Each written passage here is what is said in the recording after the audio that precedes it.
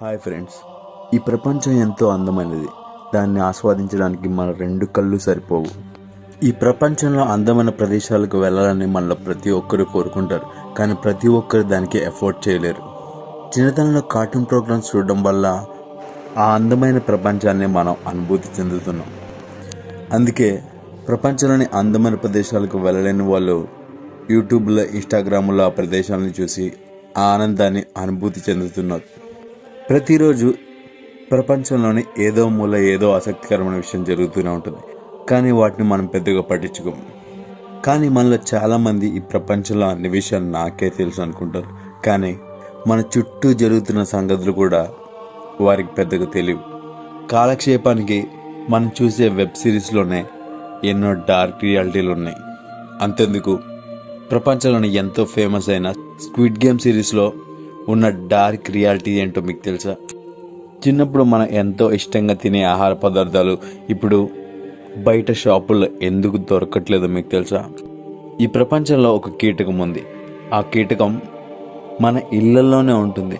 అది దాని యొక్క ప్రాణాలు తెగించి మరి మన యొక్క ప్రాణాలని రోజు కాపాడుతూ ఉంటుంది. మరి అదేంటో మీకు తెలుసా? ఈ ప్రపంచంలో ఒక ఓనర్ ఉన్నాడు. ఆ ఓనర్కి తన కంపెనీ యొక్క సైజ్ ఎంతో ఉందో కూడా తెలియదు. ఆ ఓనర్ ఎంత సక్సెస్ఫుల్ అంటే అతని యొక్క కంపెనీ ప్రపంచవ్యాప్తంగా ఎంత విస్తరించిందో కూడా అతనికి తెలియదు. మరి ఆ ఓనర్ ఎవరో మీకు తెలుసా? ఇండియాలో మనం పెన్నులు, పెన్సిళ్ళు నార్మల్గా చూస్తుంటాం, కానీ ఆ వస్తువులే బయట దేశంలో చాలా విచిత్రంగా కనపడతాయి. మరి అవి ఎలా ఉంటాయో మీకు తెలుసా? చిన్నప్పటి నుంచి మనం కార్టూన్ ప్రోగ్రామ్స్ చూస్తూనే ఉన్నాం, కానీ అందులో జరిగే మిస్టేక్స్ని మనం పెద్దగా గమనించాం. కార్టూన్ ప్రోగ్రామ్స్లో కూడా అప్పుడప్పుడు కొన్ని మిస్టేక్స్ జరుగుతూ ఉంటాయి. అవేంటో మీకు తెలుసా? ఐఫోన్లో ఈ వాల్పేపర్ మనలో చాలామంది చూసే ఉంటారు. దూరం నుంచి చూస్తే అదేదో ప్లానెట్ యొక్క ఫోటో అనుకుంటారు, కానీ దాన్ని క్లియర్గా అబ్జర్వ్ చేస్తే మీ ఇంట్లో పడి ఉండే ఒక వస్తువు యొక్క ఫోటో అది. మరి అదేంటో మీకు తెలుసా? సంవత్సరానికి 360 రోజులు ఉంటాయని మనలో చాలామందికి తెలుసు, కానీ ఒక సంవత్సరం ఉంది, కానీ ఆ సంవత్సరంలో 455 రోజులు వస్తాయి. మరి అదే సంవత్సరం మీకు తెలుసా? మరి ఇంకెందుకు ఆలస్యం, మీరు ఇదివరకు ఎప్పుడు చూడండి కొన్ని అద్భుతమైన ఇంట్రెస్టింగ్ ఫ్యాక్ట్స్ గురించి మీకు తెలియని కొన్ని ఆసక్తికరమైన విషయాలు ఈ వీడియోలో తెలుసుకునే ముందు మా ఛానల్ని సబ్స్క్రైబ్ చేయడం మాత్రం మర్చిపోకండి. ఒకసారి ఇక్కడ కనపడుతున్న వీడియోని చూడండి. ఇందులో హ్యూమన్స్కి, యాంట్స్కి ఒక సిమిలర్ టైప్ ఆఫ్ ప్రాబ్లమ్ని సాల్వ్ చేయడానికి ఇచ్చారు. అందులో భాగంగా మనుషులకి ఒకరితో ఒకరు కమ్యూనికేషన్ జరగకూడదని, మాట్లాడొద్దని చెప్పారు. ఎందుకంటే వారు కూడా యాంట్స్తో పోటీగా ఆ ప్రాబ్లమ్ని సాల్వ్ చేయాలని. ఆ తర్వాత ఆ ప్రాబ్లమ్ని ఎవరు ఫాస్ట్గా సాల్వ్ చేశారంటే యాంట్స్. ఆ ప్రాబ్లమ్ని మనుషుల కంటే యాంట్సే తొందరగా సాల్వ్ చేసాయి. ఈ ఎక్స్పెరిమెంట్ చూసిన తర్వాత కొంతమంది ఎక్స్పర్ట్స్ చెప్పింది ఏంటంటే, చీమలు అనేవి కెమికల్గా వాటితో అవే మాట్లాడుకోగలవు. మనుషులు మాట్లాడకుండా కమ్యూనికేట్ చేయలేరు, కానీ చీమలు మాట్లాడకుండానే కమ్యూనికేట్ చేయగలవు అనే విషయాన్ని ఆ ఎక్స్పెరిమెంట్ ద్వారా వారు తెలుసుకున్నారు. అమెజాన్ కంపెనీ ఓనర్ అయిన జెఫ్ బెజోస్ యొక్క తండ్రికి తన యొక్క కొడుకు ప్రపంచంలోనే రిచెస్ట్ పర్సన్ అనే విషయమే తెలియదు. ఎందుకంటే జెఫ్ బెజోస్ 12 ఏళ్ల వయసులోనే ఇంటి నుండి పారిపోయాడు. ఆ తర్వాత చాలా ఏళ్ళకి తన యొక్క తండ్రిని కలుసుకున్నాడు. అప్పటికే అతను అమెజాన్ కంపెనీ పెట్టి బాగా డబ్బులు సంపాదించాడు. అప్పటికి కూడా తన యొక్క తండ్రికి జెఫ్ బెజోస్ ఒక కోటేశ్వరుడు అనే విషయం కూడా తెలియదు. అతను ప్రపంచంలో ఎంత సక్సెస్ఫుల్గా మారాడంటే కొన్ని న్యూస్ ఛానల్స్ వారే అతని యొక్క బయాలజికల్ ఫాదర్ని వెతికి పెట్టారు. ఇక్కడ కనపడుతున్న గంటను చూడండి, ఇది దాదాపు 200 ఏళ్ల నుండి కంటిన్యూగా మోగుతూనే ఉంది. అంతేకాకుండా ప్రపంచంలోనే అత్యంత శక్తివంతమైన బ్యాటరీ కలిగిన అలారంగా దాన్ని చెప్పుకుంటారు. ఇది ఆక్స్ఫర్డ్ యూనివర్సిటీలో ఉంది. ఒక కొత్త రకమైన గంటను తయారు చేయడానికి అప్పట్లో దీన్ని తయారు చేశారు. ఇది తయారు చేసినప్పటి నుండి ఇప్పటి వరకు ఇది కంటిన్యూగా మోగుతూనే ఉంది. దాని యొక్క బెల్ మోగినే కానీ మనం దాని యొక్క శబ్దం వినలేము, ఎందుకంటే 2 లేయర్ గ్లాస్తో దాన్ని నిర్బంధించారు. ఎందుకంటే ఒకవేళ ఆ గ్లాస్ని తొలగిస్తే ఆ బెల్ మోగడం ఆపేస్తుందని దాన్ని అలాగే ఉంచేశారు. చంద్రుడి మీద మొట్టమొదటిసారిగా కాళ్ళు ఎవరు పెట్టారు అని నేను అడిగితే ఖచ్చితంగా మనలో ప్రతి ఒక్కరు చెప్పే ఆన్సర్ నీల్ ఆర్మ్స్ట్రాంగ్. ఈ ప్రపంచంలోనే మొట్టమొదటిసారిగా చంద్రుడి మీద అడుగు పెట్టింది అతనని మనందరికీ తెలుసు, కానీ అతను ఏ కాలుతో అడుగు పెట్టాడు, లెఫ్టా రైటా? అతను మూన్ ల్యాండింగ్ చేసినప్పుడు మొట్టమొదటిసారిగా అతను మూన్ మీద లెఫ్ట్ లెగ్తో ల్యాండింగ్ చేశాడు. అయినా కానీ అది సక్సెస్ఫుల్గా మారింది. అందుకే ఈసారి ఎవరైనా శుభకార్యాల్లో మీ కుడికాలు ముందు పెట్టి రమ్మంటే ఆ సెంటిమెంట్లని మీరు అస్సలు పట్టించుకోవద్దు. ఎందుకంటే ఇతర గ్రహాల్లో మొట్టమొదటిసారిగా మానవుడు లెఫ్ట్ లెగ్ పెట్టినా కానీ అది సక్సెస్ఫుల్గా మారింది. అందువల్ల ఇటువంటి సెంటిమెంట్లని అస్సలు పట్టించుకోకూడదు. ఒకసారి ఇక్కడ కనపడుతున్న యాక్సిడెంట్ చూడండి. ఈ ఎక్స్రే ఒక 400 కిలోల బరువు ఉన్న ఒక వ్యక్తి యొక్క ఎక్స్రే. అందులో చూసినట్లయితే ఆ వ్యక్తి యొక్క ఫ్యాట్ ఎంత ఉందో క్లియర్గా కనపడుతుంది. లావుగా ఉండే ప్రతి ఒక్కరి యొక్క ఎక్స్రే అలాగే ఉంటుంది. మళ్ళీ ప్రతి ఒక్కరి స్కెలిటన్లు ఒకేలా ఉంటాయి, కానీ మన బాడీలో ఉండే కొవ్వును బట్టి దాని యొక్క వ్యత్యాసం మారుతుంది. మనిషి బాగా లావుగా ఉండడం వల్ల ఆ ప్రెషర్ అనేది ఎముకల మీద పడుతుంది. అందుకే సన్నగా ఉండే వాళ్ళకన్నా లావుగా ఉండేవారు ఎక్కడి నుంచైనా పడితే ఒకవేళ ఎముకగా ఎరిగితే అది అతుక్కోవడానికి చాలా కాలం పడుతుంది. మార్కెట్లో ఆర్టిఫిషియల్ డైమండ్స్ని తయారు చేయడం చాలా ఈజీ, కానీ ఒక నిజమైన డైమండ్ని తయారు చేయడానికి ఎంత సమయం పడుతుందో తెలుసా? న్యాచురల్గా తయారు చేయబడ్డ ఒక ప్యూర్ డైమండ్ని తయారు చేయాలంటే ఈ విశ్వానికి 1 నుండి 3 బిలియన్ల ఇయర్స్ సమయం పడుతుంది. అప్పుడు ఒక వజ్రం అనేది తయారవుతుంది. దాని కారణంగానే వజ్రం యొక్క ఖరీదు కొన్ని లక్షల కోట్ల రూపాయల్లో ఉంటుంది. ఏరోప్లేన్లో ప్రయాణించినప్పుడు ప్రయాణికులకి వీలైనంత తక్కువగా వైబ్రేట్ అయ్యేలా ఆ ఫ్లైట్ యొక్క క్రూ చూసుకోవాలి. వీలైనంత వరకు తక్కువ వైబ్రేట్ అయ్యేలా చూసుకుంటారు. ఎందుకంటే ఫ్లైట్ స్టేబుల్గా ఉండాలంటే వీలైనంత వరకు వైబ్రేషన్ని అదుపు చేయాలి. ఎందుకంటే ఫ్లైట్ వైబ్రేట్ అయినప్పుడు ఫ్లైట్ ఇంజన్లో ఉండే స్క్రూలు ఊడిపోయే ప్రమాదం ఉంటుంది. దానివల్ల ఫ్లైట్ ఇంజన్ దెబ్బతినే ప్రమాదం ఉంటుంది. ఎందుకంటే నేల మీద తిరిగే వాహనాల్లో ఏదైనా ప్రాబ్లం వస్తే సైడ్ కాపుకోవచ్చు, కానీ గాల్లో ఎగిరే విమానానికి ఏ చిన్న ప్రాబ్లం వచ్చినా కానీ దానికి పర్యవస్థానం చాలా ఘోరంగా ఉంటుంది. మనలో చాలామందికి డౌట్ రావచ్చు, కేవలం వైబ్రేట్ అవుతేనే ఇంజన్ యొక్క స్క్రూలు ఊడిపోతాయి అనుకుంటే ఊడిపోతాయి. కావాలంటే ఒక్కసారి ఈ వీడియోని చూడండి. వైబ్రేట్ అవ్వడం వల్ల నట్టుకుండే స్క్రూ ఆటోమేటిక్గా ఎలా బయటకు వచ్చేస్తుందో. ఇటువంటి సీనారియో ఫ్లైట్లో జరగకూడదని వీలైనంత వరకు వైబ్రేషన్ని అదుపు చేయడానికి ప్రయత్నిస్తూ ఉంటారు. ఒక్కసారి ఇక్కడ కనపడుతున్న ఇమేజ్ని చూడండి. ఈ ఇమేజ్ని ఫస్ట్ టైం చూడంగానే ఇదేదో 3D ఇమేజ్ అనుకుంటారు, కానీ ఇది ఒక కార్ యొక్క బర్న్అవుట్ మార్క్స్.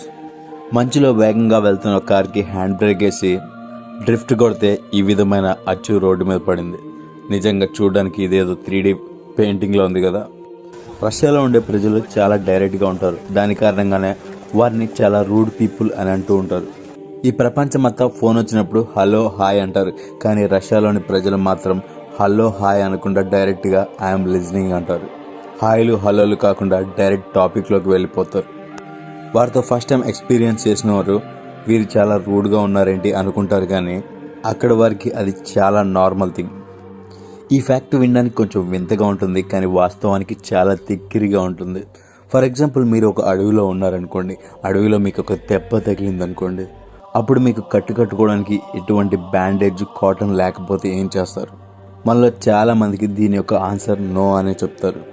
అడవిలో దెబ్బ తగిలినప్పుడు మన దగ్గర ఎటువంటి బ్యాండేజీలు కానీ కాటన్ కానీ లేకపోతే ఏం చేయాలంటే సాలెపురుగులు కట్టుకున్న గూడుని ర్యాప్ చేసుకొని బ్యాండేజ్గా చుట్టుకోవచ్చు. ఎందుకంటే అడవుల్లో ఎక్కడ పడితే అక్కడ సాలెపురుగుల బూజు కనిపిస్తుంది. ఆ బూజుని కలెక్ట్ చేసుకొని కాటన్లో కూడా యూజ్ చేసుకోవచ్చు. ఎందుకంటే సాలెపురుగు యొక్క గూడు కాటన్లో కూడా పనిచేస్తుంది. కాకపోతే జాగ్రత్త పడాల్సిన విషయం ఏంటంటే ఆ గూడుని సేకరించేటప్పుడు సాలెపురుగులు విషపూరితమో కాదో తెలుసుకోవాలి. ఎందుకంటే మన ఇళ్లలో విషం లేని సాలెపురుగులు ఉంటాయి, కానీ అడవిలో మాత్రం విషపూరిత సాలెపురుగులు ఉంటాయి. అవి కనుక ఒక్క కుట్టు కుడితే దెబ్బకి కట్టు కాదు కదా, మీ పాడి మీదకి కట్టెలు కూడా దొరకవు. కర్ణాటకలో ఒక అమ్మాయి సంవత్సరం అంతా పెళ్ళిళ్ళు చేసుకొని దాదాపు 6 సార్లు డైవర్స్కి అప్లై చేసింది. డబ్బు కోసం పెళ్లి కొడుకులను ట్రాప్ చేసి సంవత్సరంలో దాదాపు కొన్ని డజన్ల పెళ్లిళ్ళు చేసుకుంది. ముందుగా పెళ్లి చేసుకొని మొగుడు దగ్గర ఉన్న డబ్బులని లూటీ చేసేది. ఆ తర్వాత డబ్బులు అయిపోయాక నాకు భరణం చెల్లించాలని డైవర్స్కి అప్లై చేసేది. అలా దాదాపు సంవత్సరంలో 6 డైవర్స్లు అప్లై చేసింది. రాను రాను ఏఐ మనం ఊహించిన దానికంటే బెటర్గా పర్ఫామ్ చేస్తుంది. ఒక్కోసారి మైక్ లేనప్పుడు, కెమెరా క్లారిటీ లేనప్పుడు సెలబ్రిటీస్ దూరం నుంచి మాట్లాడేది మనం క్లియర్గా క్యాప్చర్ చేయలేం. కానీ ఏఐని ఉపయోగించి వారు ఏం మాట్లాడుతున్నారో వాళ్ళ పెదాల కదలికను బట్టి వారు మాట్లాడుతున్న విషయం ఏంటో క్లియర్గా క్యాప్చర్ చేయొచ్చు. నిజం చెప్పాలంటే ఏఐ అనేది ఒక రెవల్యూషనరీ టెక్నాలజీ అని చెప్పాలి. ఒక్కసారి ఇక్కడ కనపడుతున్న ఫోటోని చూడండి. కాలానుగుణంగా చికెన్ యొక్క సైజు ఎలా మారుతూ వస్తుందో. 1957లో ఒక యావరేజ్ చికెన్ 900 గ్రాములు ఉంటే 1970కి వచ్చేసరికి ఒక యావరేజ్ చికెన్ యొక్క బరువు 1 కిలో 800 గ్రాములు ఉంది. కానీ 2024 కల్లా ఒక చికెన్ యొక్క బరువు దాదాపు 4 కిలోల పైమాటే ఉంది.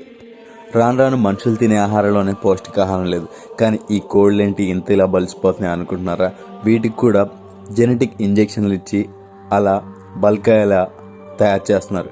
ఎందుకంటే బాగా బల్కున్న కోళ్ళని KFCలో, చికెన్ షాపుల్లో అందంగా కనిపిస్తే ఎక్కువ మంది కొనుక్కు తింటారని ఇలా చేస్తున్నారు. కానీ నిజానికి ఇలా చేయడం చాలా ప్రమాదకరం. ఇలా ఇంజెక్షన్లు ఇచ్చి పెంచే కోళ్ళని ఫోర్స్ ఫీడింగ్ అంటారు.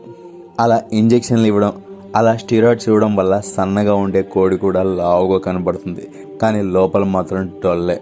కానీ అవి తినడం వల్ల మన శరీరానికి ఎంతగానో నష్టం చేకూరుతుంది. దాని కారణంగానే ఒకప్పుడు మనిషి హెల్తీగా ఉండడానికి మాంసం తినాలి అని అనేవారు. కానీ ఇప్పుడు అదే మాంసం తినడానికి జనాలు భయపడుతున్నారు. చిన్నప్పటి నుండి ఇప్పటికీ చాలా మార్పులు వచ్చాయి. కొన్ని పాజిటివ్, కొన్ని నెగిటివ్. కానీ అన్నిటికన్నా ఎక్కువ నెగిటివ్ ఏంటంటే చిన్నప్పుడు మనం తినే చాలా వస్తువులు ఇప్పుడు మనకు దొరకట్లేదు. అందులో ముఖ్యమైనవి ఈ బైట్ స్నాక్స్. ఈ బైట్ స్నాక్స్ చిన్నప్పుడు ఏ చిన్న సందు కొట్లో కూడా ఇవి ఈజీగా దొరికేవి. కానీ ఇప్పుడు ఈ వస్తువులు దొరకట్లేదు. మనలో చాలామంది ఈ బైట్స్కి ఫ్యాన్ అయ్యే ఉంటారు. మనలో చాలామంది చిన్నప్పుడు ఈ బైట్స్ని తినే ఉంటారు. క్రిస్పీగా ఉంటుంది, లోపల చాక్లెట్తో స్వీట్గా ఉంటుంది. ఈ బైట్స్ తిన్నవారు ఖచ్చితంగా ఈ హిప్పోని కూడా తినే ఉంటారు. చిన్నప్పుడు ఎంతో ఇష్టంగా ఈ హిప్పో చిప్స్ని తినేవారు. ఆ రెండు తింటే ఈ కిస్మీ చాక్లెట్ తినకపోతే ఇంకా మీ బాల్యమే వేస్ట్. చిన్నప్పుడు ఈ కిస్మీ చాక్లెట్లు ఎక్కడ పడితే అక్కడ దొరికేవి. ఈ కిస్మీ చాక్లెట్లు ప్రజెంట్ మొత్తానికి డిస్కంటిన్యూ అవ్వలేదు. కానీ మిగతా చాక్లెట్ల కాంపిటీషన్తో పోలిస్తే దీని యొక్క ప్రొడక్షన్ చాలా తక్కువగా ఉంది. అందుకే అక్కడక్కడ కొన్ని సూపర్ మార్కెట్లో మాత్రమే ఈ కిస్మీ చాక్లెట్ దొరుకుతున్నాయి. ఫ్యూచర్లో ఈ చాక్లెట్ కూడా దొరకకపోవచ్చు. అలాగే స్కూల్కి వెళ్ళేటప్పుడు పక్కన ఉండే బడ్డీ కొట్లో మనలో చాలామంది లాటరీని స్క్రాచ్ చేసి ఉంటారు. ఎందుకంటే చిన్నతనంలో ప్రతి షాప్లో ఇటువంటి లాటరీ అనేది కనిపించేది. ఆ లాటరీ కూడా 1 రూపాయికి దొరికేది. ఆ 1 రూపాయి లాటరీని కనుక స్క్రాచ్ చేస్తే అందులో 100 రూపాయల వరకు గెలుచుకోవచ్చు. ఆ లాటరీ స్క్రాచ్ చేసేటప్పుడు మనలో వచ్చే టెన్షన్, ఆ తర్వాత గెలుచుకున్న తర్వాత వచ్చే ఆనందం, ఒకవేళ లాటరీ రాకపోతే వచ్చే డిసప్పాయింట్మెంట్ అన్నీ న్యాచురల్గా ఉండేవి. కానీ ఇప్పుడు ఆ కొట్టులో లాటరీలు అనేవి దొరకట్లేదు. ఎందుకంటే ఇప్పుడు పిల్లల యొక్క బాల్యం మన బాల్యం అంత కూల్గా అయితే అస్సలు లేదు. ఇప్పుడు వచ్చే సినిమాలు, వెబ్ సిరీస్ చాలా మట్టుకు రియాలిటీని బేస్ చేసుకొని తీస్తున్నారు. చాలా సినిమాలు రియల్ స్టోరీని ఇన్స్పైర్డ్ అయ్యి నిర్మిస్తున్నారు. అందులో ఒకటే స్క్విడ్ గేమ్. స్క్విడ్ గేమ్ నిజానికి ప్రపంచంలో చాలా పాపులర్ అయిన వెబ్ సిరీస్. నెట్ఫ్లిక్స్లో ఇప్పటి వరకు దీనికి వచ్చినంత రేటింగ్స్, దీనివల్ల వచ్చినంత డబ్బులు నెట్ఫ్లిక్స్కి దేని నుంచి రాలేదు. కానీ ఈ షో కూడా ఒకానొకప్పుడు రియల్గా జరిగిన ఇన్సిడెంట్స్ని బేస్ చేసుకొని తీశారు. 1986లో జపాన్లోని ఒక ఐలాండ్కి కొంతమంది హాస్టేజెస్ని తీసుకెళ్లారు. పోలీసుల ఇన్వెస్టిగేషన్లో వారికి చాలా ఇంట్రెస్టింగ్ విషయాలు తెలిసాయి. అలా హాస్టేజెస్గా వెళ్ళిన వాళ్ళందరూ ఐలాండ్కి వెళ్ళిన ప్రతి ఒక్కరు ఫైనాన్షియల్ క్రైసిస్తో బాధపడుతున్న వారే. అలాంటి వారికి డబ్బులు ఇస్తామని ఆశ చూపించి వారిని ట్రాప్ చేసి ఐలాండ్కి తీసుకొని వెళ్ళారు. ఐలాండ్కి వెళ్ళిన తర్వాత ఆ హాస్టేజెస్ అందరూ తిరిగి రాలేదు. ఇప్పటి వరకు వారేమయ్యారో ఎవ్వరికి తెలియదు. అలా స్క్విడ్ గేమ్ లాగే కొన్ని వెబ్ సిరీస్లు కూడా రియల్ లైఫ్ ఇన్సిడెంట్స్ని బేస్ చేసుకొని తీశారు. అందులో ఒకటే మనీ హైస్ట్. నెట్ఫ్లిక్స్ మనీ హైస్ట్ని పూర్తిగా ఫిక్షనల్ స్టోరీ అని నమ్మింది. కానీ చాలామంది ఎక్స్పర్ట్స్ అది ఫిక్షనల్ కాదు, రియల్గా జరిగిన ఇన్సిడెంట్ని బేస్ చేసుకొని ఆ సిరీస్ని తీశారని చెప్తారు. ఎందుకంటే సేమ్ అటువంటి దొంగతనాలే ప్రపంచంలో చాలా చోట్ల చాలా బ్యాంకుల్లో రాబరీస్ జరిగాయి. ఆ తర్వాత చైన్ కులీతి మైన్ కులీ. ఈ సినిమా బాలీవుడ్లోనే ఒక హిట్ సినిమా. ఈ సినిమా చూడడానికి చాలా బాగుంటుంది. కానీ ఈ సినిమా సచిన్ టెండూల్కర్ యొక్క చైల్డ్హుడ్ని బేస్ చేసుకొని తీయబడింది. ఆ సినిమా కంప్లీట్ అయ్యేంత వరకు ఆ విషయం సచిన్ టెండూల్కర్ కూడా తెలీదు. అలాగే హీరో సూర్య నటించిన రేడ్ సినిమా కూడా రియాలిటీని బేస్ చేసుకొని తీశారు. చాలామంది పొలిటీషియన్స్ దగ్గర ఇన్కమ్ ట్యాక్స్ వారు రేడ్ చేయడానికి వెళ్ళినప్పుడు ఆ సినిమాలో చూపించినట్లే వాళ్ళ ఇళ్లలోని రకరకాల ప్రదేశాల్లో డబ్బు, బంగారం కుప్పలు తెప్పలుగా దొరికాయి. అలా దాన్ని బేస్ చేసుకొని ఆ సినిమా తీశారు. ఈ విషయం యాపిల్ ఫోన్ని ఎంతో కాలంగా వాడుతున్న యాపిల్ యూజర్స్ కూడా తెలియదు. అదేంటంటే ఐఫోన్లో ఈ వాల్పేపర్స్ మనలో చాలామంది చూసే ఉంటారు.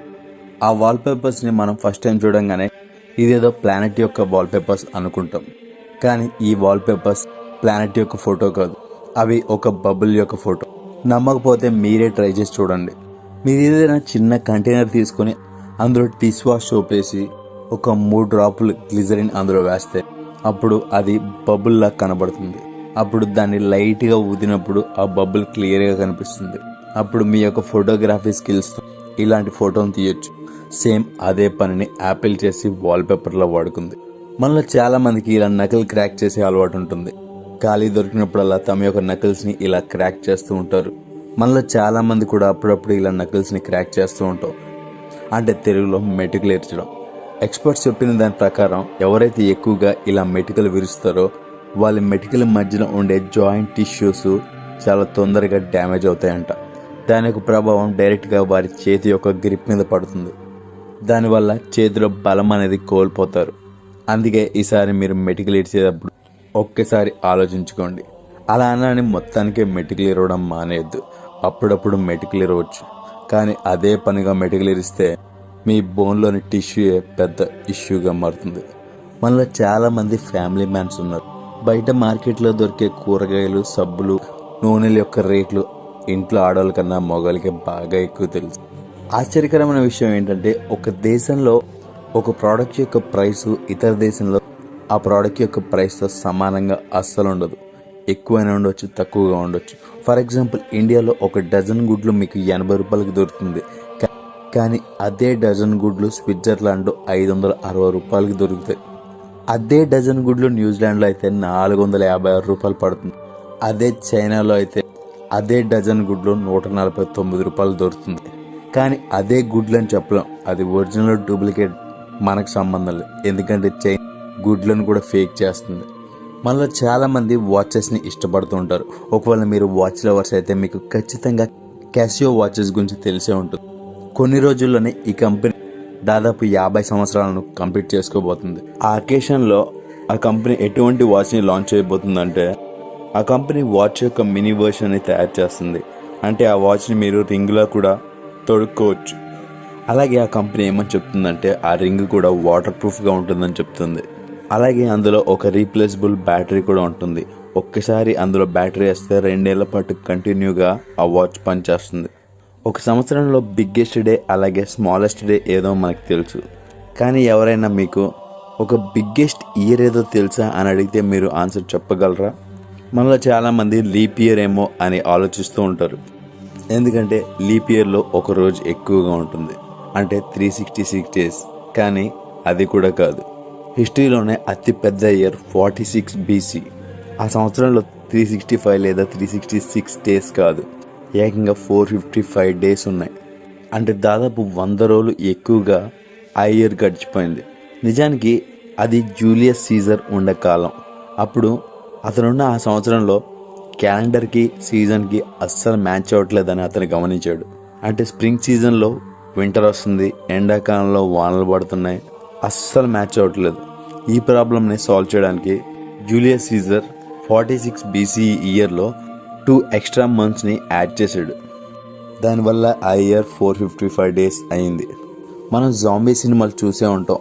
జాంబీ వైరస్ రావడం వల్ల మనుషులు జాంబీలా మారి ఒకరినొకరు తినేయడం ఆ సినిమాల్లో మనం చూస్తూ ఉంటాం. కానీ రియాలిటీలో జాంబీ వైరస్ అనేది ఎగ్జిస్టెన్స్లో లేదు. కానీ జాంబీ వైరస్కి దగ్గరగా ఉండే వైరస్ 1895లో వచ్చింది. ఆ వైరస్ ఎలా ఉందంటే ఆ వైరస్ వచ్చిన వ్యక్తి సేమ్ జాంబీలా మారిపోయేలా వచ్చింది. ఆ వైరస్ పేరే సిఫిలిస్. అప్పట్లో ఆ రోగానికి విరుగుడు ఎవరు కనుక్కోలేకపోయారు. దానివల్ల ఒకరి నుంచి ఒకరు మెల్లిమెల్లిగా అలా యూరోప్ మొత్తం ఆ రోగం వ్యాపించింది. ఎవరికైతే ఆ రోగం వస్తుందో వారి యొక్క ఫేషియల్ స్ట్రక్చర్ ఒక జాంబీలా మారిపోయేది. చివరికి వారు చనిపోయేవారు.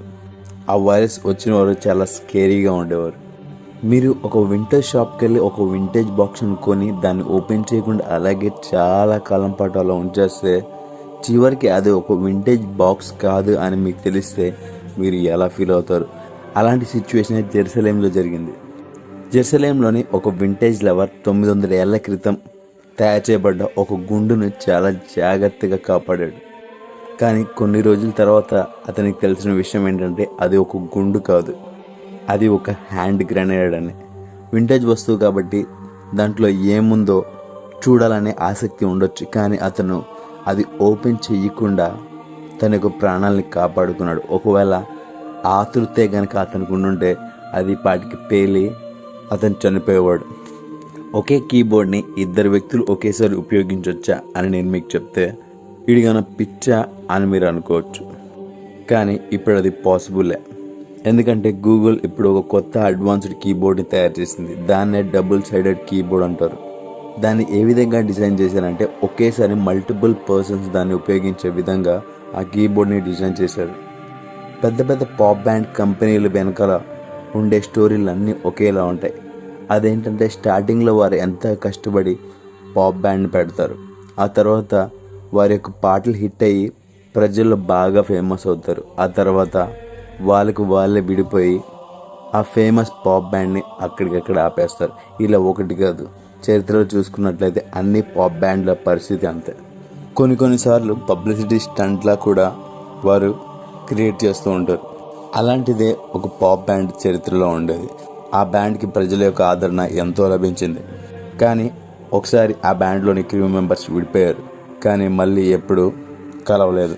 దాని వెనుక ఉన్న రీజన్ ఏంటో తెలియదు. కానీ ఒకసారి ఒక బ్రిటిష్ కంపెనీ వారికి 100 షోస్కి కాంట్రాక్ట్ ఇచ్చింది.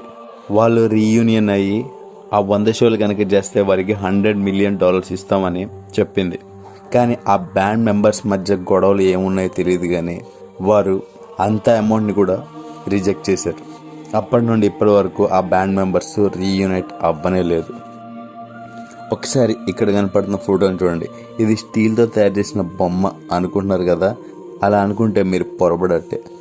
నిజానికి ఇది స్టీల్తో తయారు చేసిన బొమ్మ కాదు, ఇది ఒక బీటిల్. అచ్చం ఇది డోరేమోన్లో చూసిన బీటిల్ లానే ఉంటుంది. ఇది ఎంతలా మెరుస్తుందంటే ఫస్ట్ టైం కనుక దీన్ని చూస్తే ఇది స్టీల్తో తయారు చేసిన బొమ్మేమో అనుకుంటారు, అంతలా ఇది మెరుస్తుంది. ఈ ఫోటోని చూసి నేనైతే స్టీల్తో తయారు చేసిన బీటిల్ ఏమో అనుకున్నాను. మరి నాలా మీరు కూడా కన్ఫ్యూజ్ అంటే మీ యొక్క అభిప్రాయాన్ని కామెంట్ రూపంలో తెలియజేయండి.